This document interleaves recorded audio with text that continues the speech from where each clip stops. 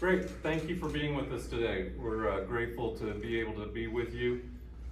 What we saw last night at the Democrat convention was nothing more than a continuation of the deception and lies that the Democrats have been perpetrating upon our country.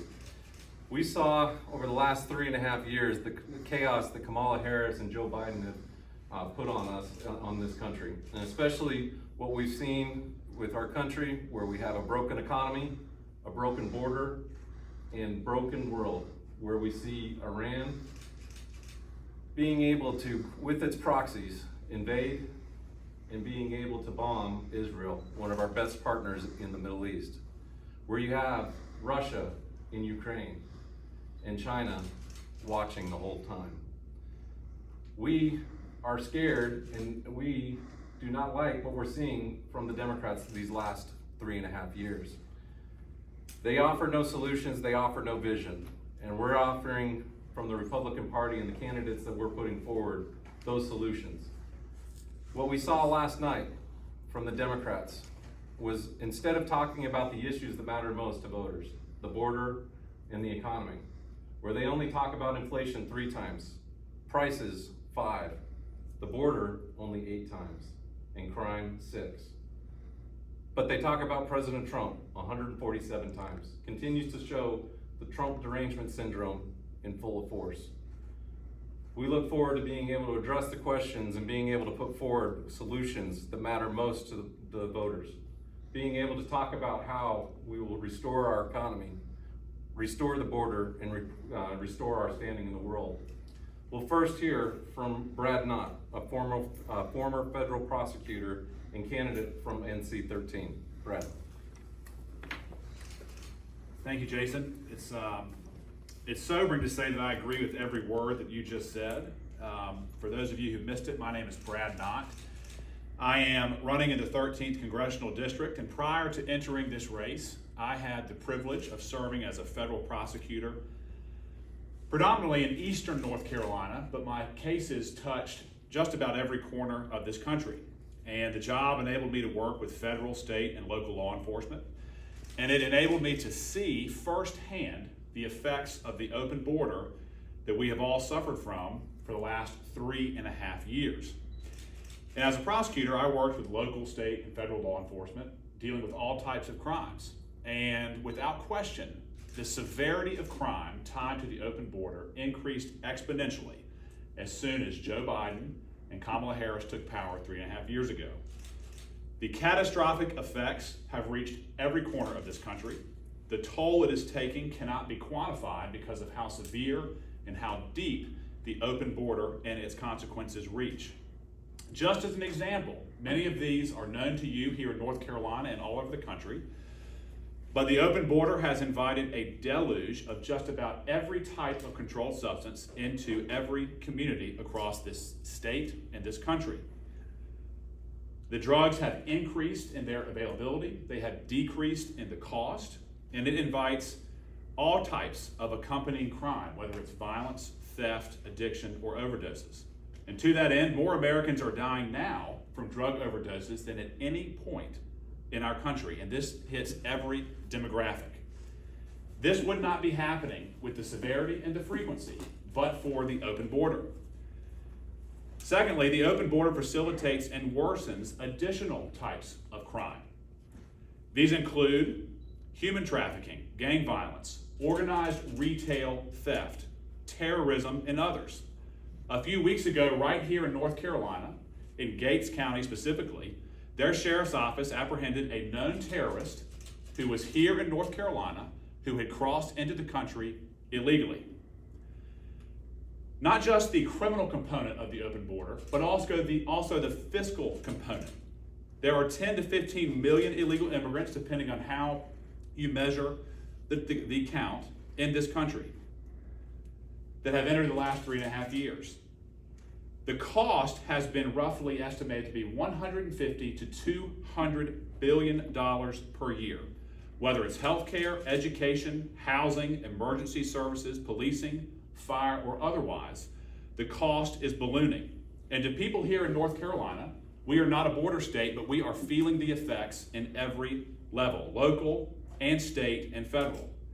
Let me ask veterans, farmers, people who have children in the education system, Medicare recipients or Social Security recipients. Do you think we could use $150 billion elsewhere besides handing it out to illegal immigration?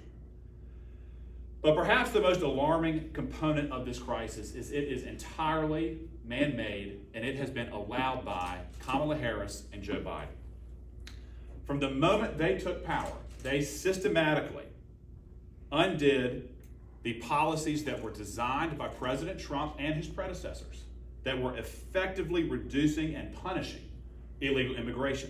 We had an effective deterrent in place. Just some of the things that they did: they abolished the Remain in Mexico policy. They abolished all safe third country agreements. They placed a moratorium on expedited removals. They suspended deportations in totality for the first 100 days of their administration. They ended what is called 287G agreements, which allowed the federal government to partner with local law enforcement to combat illegal immigration. And they even declared that being inadmissible alone here in the United States was not sufficient to deport immediately. In hindsight, I think we can all agree that President Biden did not have the capacity to function alone as decisions were made. Kamala Harris's fingerprints are all over these policies. When she ran for president, Kamala Harris campaigned on decriminalizing illegal border crossing. She campaigned on using your tax dollars to provide health care and housing for illegal immigrants. She campaigned on abolishing ICE and its authority to protect America from the invasion that we are currently facing. Her policies were adopted. Her design was implemented. I saw these policies as a prosecutor right here in North Carolina. Any ability that we had as prosecutors to work with law enforcement to charge and to convict illegal immigration and the offenses that they brought, it was done away with. The number of illegal reentry charges and convictions have plummeted, not just here in North Carolina, but around the country. This was by design. It is a direct correlation, to the policies that came out of Washington, D.C. This crisis is not only man-made, it was purposely designed, and we are all suffering, and we will continue to suffer because of these policies. Thank you. Thank you, Brad. We'll next hear from Lori Bookout, retired Army Colonel and candidate for the 1st Congressional District. Thank you. Thank you, Chairman. First off, thank you all for being here today.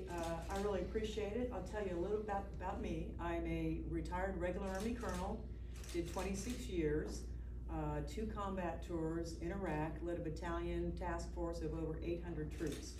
I've had a top secret security clearance for over 40 years of my life.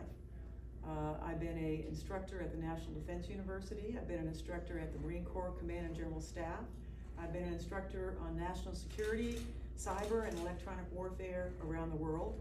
I was the president for 2 years of the International Electronic Warfare Association, an organization of over 25,000 people around the world. I've spoken in Stockholm, in England, and other places around the world on cyber, on electronic warfare, and on national security. I'm also a wife and a mom. When I retired from the military, I started my own business. It was electronic warfare and counter IED. When I was in Iraq, my soldiers were being hit by IEDs, and it was a devastating attack. Following that, when I retired from the military, I started my own business to stop that scourge and to start taking care of Americans. You can imagine that after a background like that, and after both of my parents having served, my father was in for over 30 and my mother was a nurse in World War II. My grandfather was an infantry soldier in the Moose-Argonne Offensive, which is the bloodiest battle in American history. So having a lineage like that, you can imagine how disturbed I am to see us today so horribly diminished on the world stage. And indeed we are. And I'll tell you why that is. We have not projected strength. We have not projected competence and confidence. I will tell you, and you know this, for years, Americans have grown up in an era of peace for the most part. We've had no attacks on our homeland. We've had grown up in safety and some complacency. 9/11 changed a lot of that, and we began to realize the danger that the Middle East and certain factors over there can pose to our country. But as we stand right now, we seem to have slipped back into that complacence. So here's what you have when America is absent from the world stage. You have Putin. You have the rising tide of totalitarianism taking over Europe, and it's impacting all of Europe, not just Ukraine. In the Middle East is in flames. Israel is one of our greatest allies and has been for decades. We've been supporting them because they are the only democracy in the Middle East. Now we have Hezbollah, we have Hamas, we have Iran attacking them without fear of any sort of repercussions. And by the way, many folks don't know, we have a lot of American soldiers over there in the middle of the fight. Our administration doesn't talk about it. We had an attack just a few weeks ago on some soldiers in Iraq that we have stationed there doing air defense things. This administration, President Biden, Kamala Harris, didn't even mention that we had US soldiers under attack, and we did nothing to retaliate or to stop those attacks. That's what you have when you're absent from the world stage. We haven't led in any diplomacy. We haven't led in any discussions of bringing the major troublemakers on the globe together, if you will. And so because we have been absent, here's what you have. You have China, you have North Korea, you have Iran, and you have Russia forming alliances. These are not regional problems. These are global issues. We are tied to Taiwan. We are tied to Europe. We are tied to Israel. We need to maintain good relations, not just for trade and not just for humanitarian reasons, but for the security of the globe. So here's what happens when you allow the globe to go in flames and you look the other way and you don't discuss it, you don't get involved. Here's what happens. It spills into America. It spills into America in terms of the terrorist that was caught in Gates County that Brad Knott mentioned. He was just one. He was the tip of the iceberg. He was from Yemen, and it came in my district, as a matter of fact. Gates County Sheriff called me after that happened. He was from Yemen, part of a terrorist cell. They come into California for him, and then they disperse across America. The sheriffs had no reason to arrest him simply being here illegally, because that's no longer a crime. So if he is there, how many more are there? I can tell you that terrorists are like roaches. If you see one, there's going to be a whole lot more there. So how many more have we not found? It's not just an international security issue to take your eye off the globe, it's a national security issue. One more fact, the number one demographic of people crossing our border right now, the largest population, Chinese nationals. China is a totalitarian state.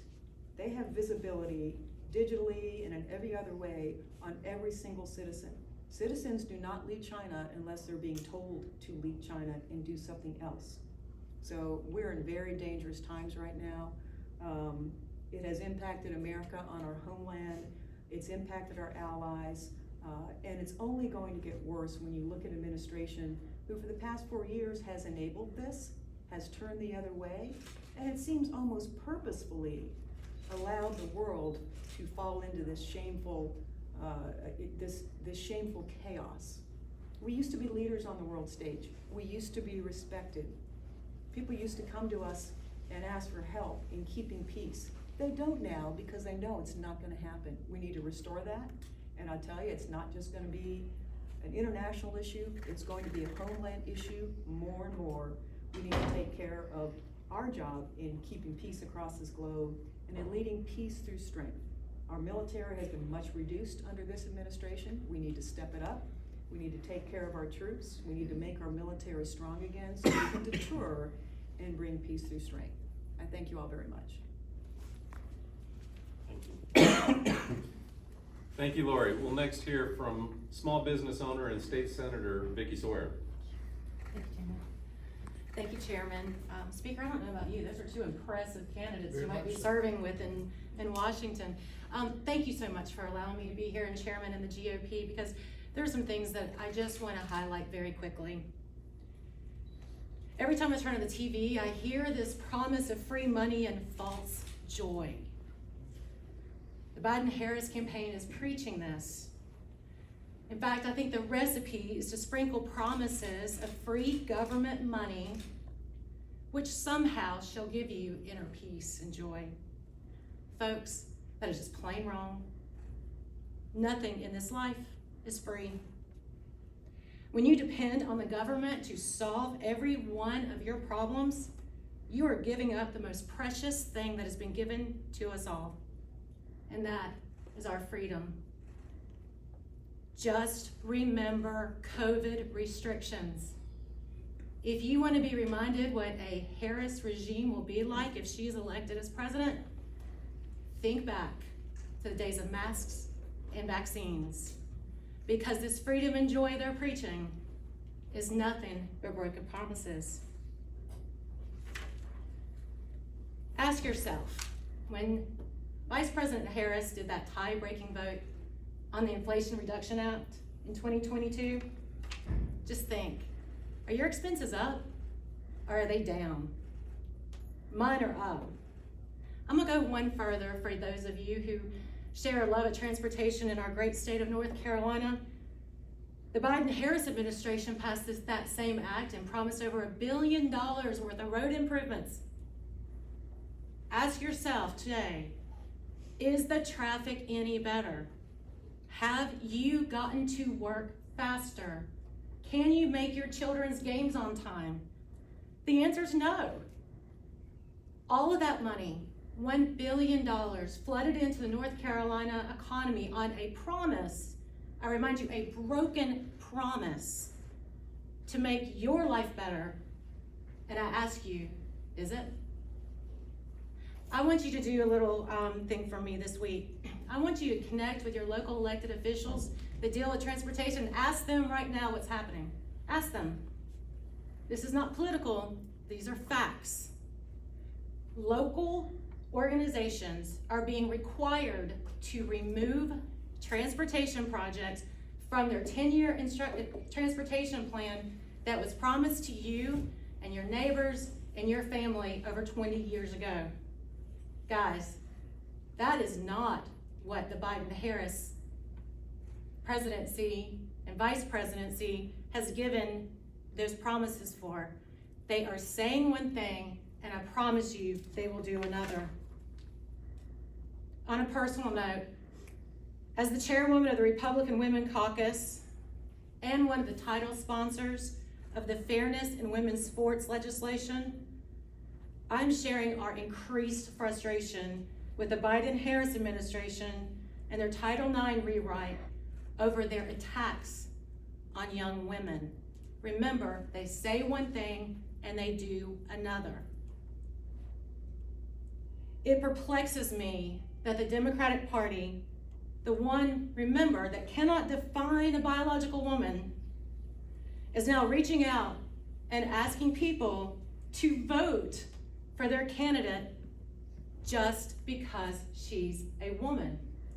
You can't have it both ways.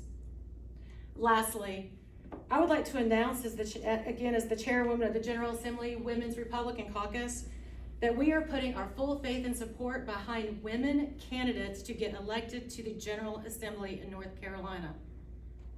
Over our hard work in the past year, we were able to raise and invest $132,000 to local women candidates. Because I promise you, we know what a woman is, we are a woman, and we want to see them elected as Republicans. Thank you so much. Thank you, Senator Sawyer. We'll finally hear from Speaker Tim Moore, and then we'll take questions and answers. Well, good afternoon.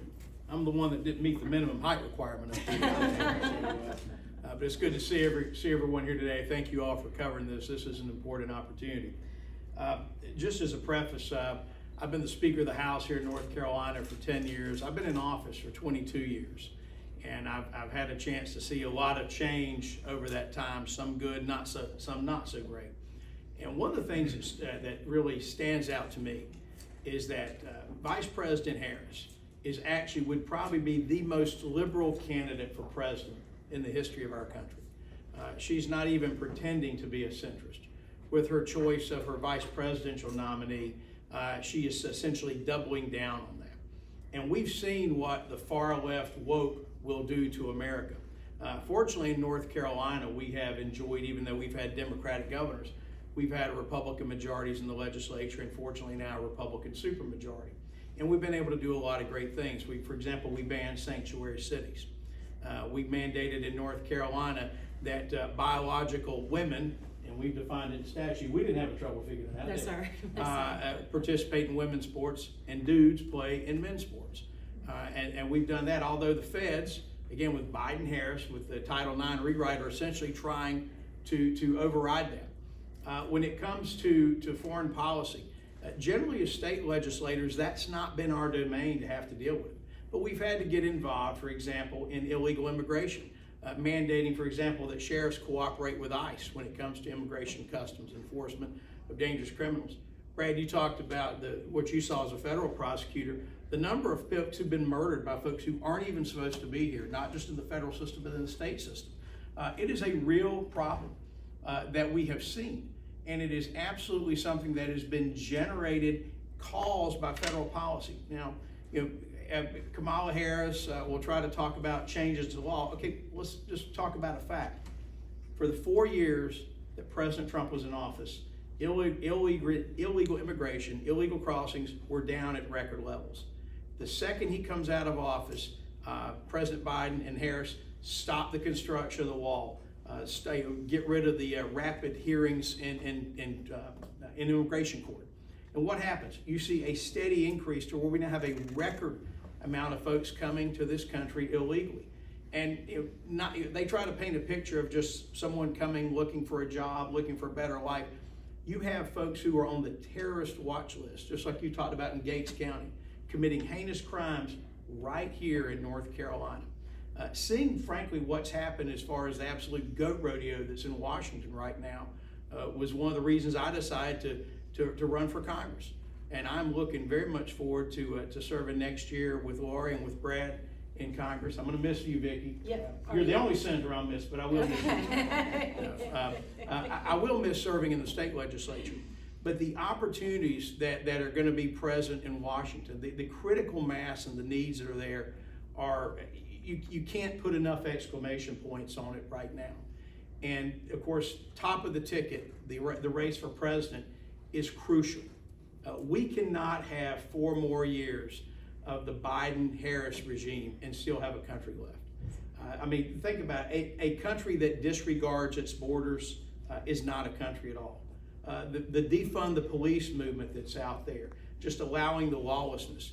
I think Brad may have talked about the organized retail theft on that. That is killing businesses around the country in states where they've allowed this to happen. You contrast that in North Carolina, where we've toughened the penalties on organized retail theft. It simply shows that if you govern in the right way, if you use common sense, that we can get past all of these issues. You know the word I haven't heard in a while, and that's Bidenomics. They're not saying it anymore. They used to say that. They don't even talk about it anymore because folks realize, you just ask anybody the question, are you better off today than you were 4 years ago? Are you? Well, if you are better off, fine, then vote for Harris. But if you're like the 99.99% of the world, you're not. You know, it takes a second mortgage to go to the Walmart now. I mean, everything is so expensive. And that is being driven by reckless runaway federal policy that we'll do our part to switch, but the voters of this state and the voters of this country have to do their part to make sure that Donald Trump is reelected as president this year. One thing I want to end on is this. I find it interesting that Vice President Harris was coined the term, she was called the border czar. Anybody remember that? She was called the border czar. Now she's saying maybe she wasn't, who knows? But I just think it's interesting. As a state legislator, I have visited the border with Mexico on 3 separate occasions. I've been there 3 times more than the vice president, the supposed border czar. What does that say? I would submit to you that she was AWOL on this issue. And if she is elected as president, that we can see things only get worse when it comes to the border, when it comes to the economy and the other issues. The stakes can never be higher. I'm certainly glad that President Trump has stepped forward to run again.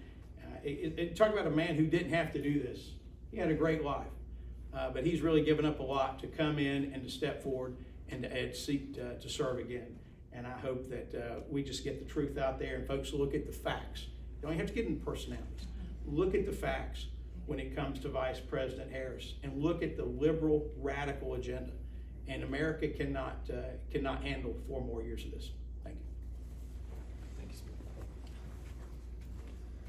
Thank you, Speaker Moore. We'll go ahead and open it up to questions. Yes, sir. Hey, I had one for Ms. Buckhout and then one for Speaker Moore. Since you're the one up here who's in a competitive district. Indeed. Jason said at the top, they offer no solutions, they offer no vision as Democrats. In the swing district that you're running for, what's your vision, what's your solutions that you would contrast with Don Davis in that race? You know, I think for starters, we have to close the border. And that is a national issue right now, but everything we talked about today can be traced back, a lot of it, to border issues. So we have to close the border, and I go and talk around the entire district. It's the largest district in the state. It's 22 counties. Every single person you talk to has a problem that can be traced to the open border. Either they've got a family suffering with drugs, they've got a family suffering with crime, they have a family suffering with the unknown issues of safety. And so every single person talks about it. They have illegal aliens coming in and going after their benefits. So as was said earlier, you've got billions being spent on illegal aliens, but I've got people struggling in this district who are having trouble with a mortgage, with gas to get to work, and then feeding folks. I've gone out to a food pantry to help serve folks, and I've seen folks in tears who are telling me, I've never had to be on any kind of assistance before, but I had to make a choice between driving here to get food, buying food, or paying mortgage, or clothing my kids to go to school. So I've seen people in tears in food pantries who've never had to be there before, and it's heartbreaking. So the open border is a topic that everybody in this district talks about. The second one they talk about is, of course, the economy. We need to bring back natural energy. We need to bring back American energy. What we're doing right now with this Green New Deal and this accelerated idea that we can turn the nation into green new energy overnight, we don't have the solutions, we don't have the recycling, we don't have the natural minerals that it takes to build these things. We have to import them or buy them. The expenses for them are through the roof. We don't know how to recycle most of the stuff, and it's not providing enough electricity to run this state or run my district. We have to bring back clean natural energy. Right now we're buying oil and fuel through third parties from Venezuela and Iran, from some of the worst dictatorships in the world, and we're helping their economies by buying their oil. We can do it cleanly and cheaply in America, better than any nation on earth. Those are, I think, the 2 biggest factors right now, and bringing those back will make an enormous difference in the lives of our constituents. Thank you very much. Did you want to repeat your second question? I have one for Speaker Moore. Just with the time left before the likely week to Congressman. I like your optimism. One thing you had said was, to Senator Sawyer, you're the only senator I'll miss. And there's been some unchecked priorities on the to-do list with ICE cooperation, with opportunity scholarships, school vouchers. What's your message to Republicans who see this having been the least productive legislative session since Republicans took control in 2011? Well, I'll agree with part of your question, and I'll disagree with part of it. There are certainly some things that are left unresolved to be dealt with. It is my hope that those matters will be dealt with before we adjourn sine die this year, the legislative session. I would, however, say that it has been an extremely productive legislative session. We have once again passed a balanced budget that lowered the tax burdens of North Carolinians, that invested a record amount in public education, private education, charter schools, that put a lot of state money, as Vicki talked about, on transportation. We have really stepped up at the state level on transportation, even though the feds have not done so. Dealt with some tough social issues, took a strong stand, for example, for women's sports. We've done a lot of great things, so I would submit to you it's been a very productive legislative session. But there's a few things that are priorities that I have, and probably Vicki has, and frankly are shared priorities of the Republican House and Republican Senate, and we've just got to figure out how to get there. But there's a reason we did not adjourn sine die, and there's a reason that we're looking at scheduled votes in November. I hope that y'all don't get too busy in Washington and forget me here. I'm still here working in Raleigh a little bit, but those are matters that we're going to deal with because the recognition, for example, is while we're gonna do opportunity scholarships, how much more of what we've already done, for example, are we gonna do for our traditional K-12 public schools? So they're very good debates and discussions. So I feel very confident that we'll get where we need to be when we come back later on. And you said votes in November, does that mean nothing September 9th to 11th or October 9th? Probably not in September at this point. It's a possibility, but I think the thought is to simply wait and take up matters in November. That's the plan, but always subject to change. Can't tell you everything. Got to make sure you guys show up and cover everything. Right? But I do think it's been a very successful session, and I'll tell you, I'll contrast that with frankly a lot of inaction that happens in Congress. And I am just really thrilled that Brad's going to be serving, that Lori is going to be serving. I have no doubt you're going to be serving. None at all. I know it's a competitive seat, but I've seen the work you're doing, how hard you're working. I got no doubt that you're going to be there. Thanks, sir. And I'm looking forward to seeing a very productive congressional session as well when we go to Congress in the 119th Congress next year. Next question? This is for you and possibly the speaker as well. I just want to see if you can weigh in on the State Board of Elections today was deciding on UNC students to be able to use their digital ID. I saw that NCGOP put a tweet against that. So I guess what's your stance on that? And then also the second part of that is how is the GOP reaching out to young voters who are going to play a crucial role this fall? Yeah, we continue to be concerned about what we're seeing from what is the most partisan board of elections in history. To be able to put forward the electronic IDs, that's concerning. We need more safeguards on that. And so we'll continue to monitor and review and potentially take additional actions on that. Second part to your question was? Oh, and then how is the GOP reaching out to young voters? Sure. So as we look, especially the number one issue for young voters is the economy. They look at when they come out of high school and especially college, and they see the prospects before them. They're concerned, they're nervous.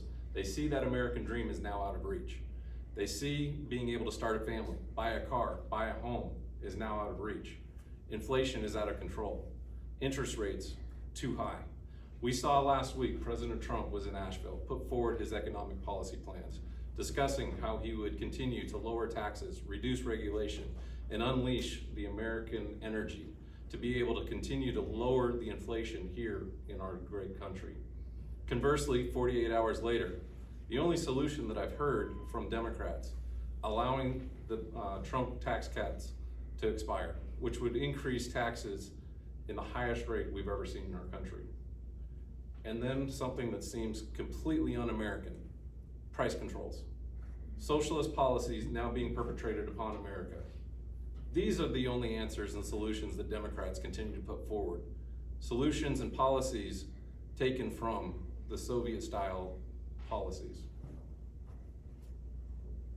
Next question.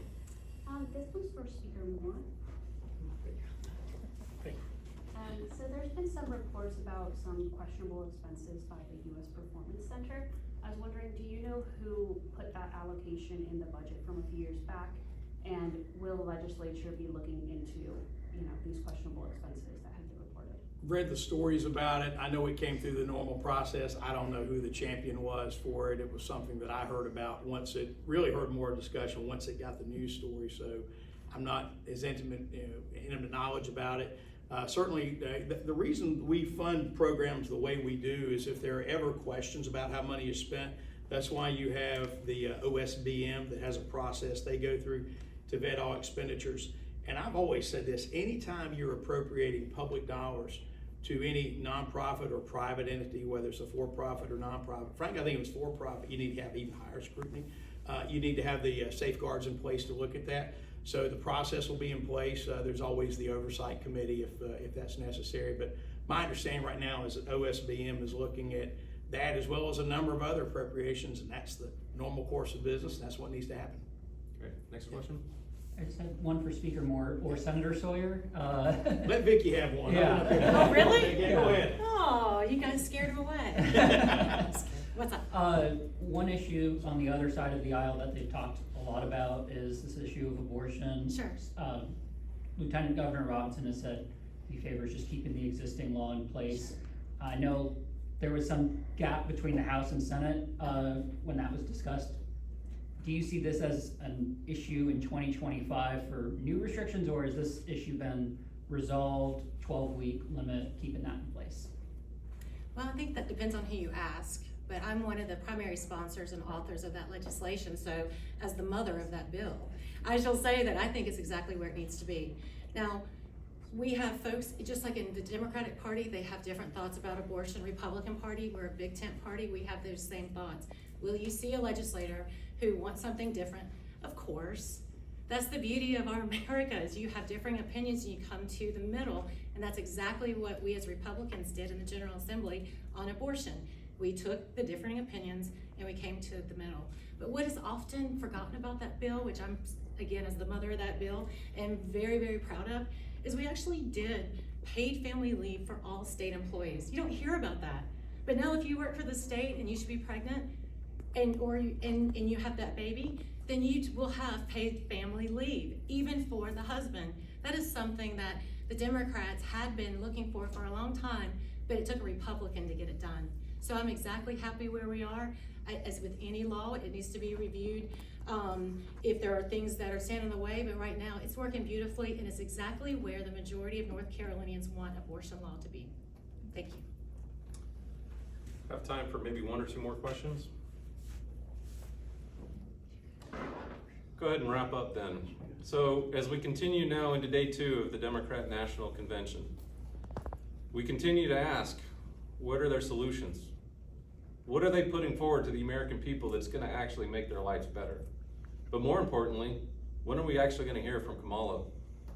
She's been the presumptive nominee now for a month, yet she's not taken a single question, not a single interview, not been able to put forward anything for the American public and how she can better their lives. Yet President Trump, as well as these great candidates, continue to stand before you and address these questions and how they'll be able to address what is the most pressing issues: the economy, the border, inflation, and how we can make and restore our standing in the world. So we thank you. God bless. Picture? Yeah. Bigger, more?